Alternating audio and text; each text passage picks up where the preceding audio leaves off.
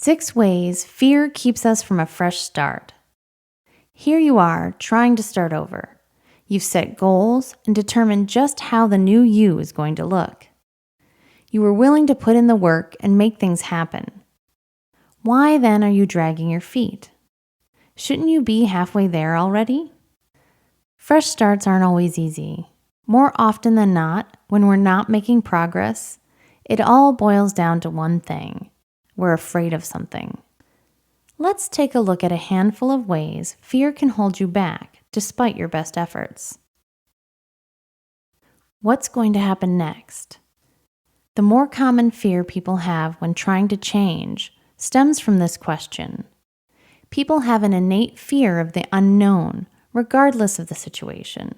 After all, there is safety in what's known and predictable. It's no wonder we don't like new things. What kind of work will I have to put in? When we commit to change, we now have a certain responsibility we didn't have before. Now we're looking at hard work, generally repeated over time. Worse, we might not even know how long this change is supposed to last, making this even more daunting. Will the world be watching? The idea that other people will be seeing your efforts and might be judging you on them can be terrifying. No one likes to look like a fool, nor do we want to lose what status we have with our peers.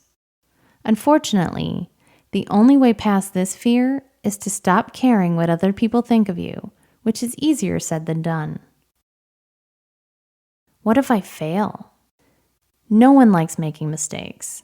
It's the fear of looking foolish, coupled with disappointment over getting something wrong, while feeling like there's no way you can get it right. Failures do feel like dead ends. What if I get it right? The fear of success has many components to it.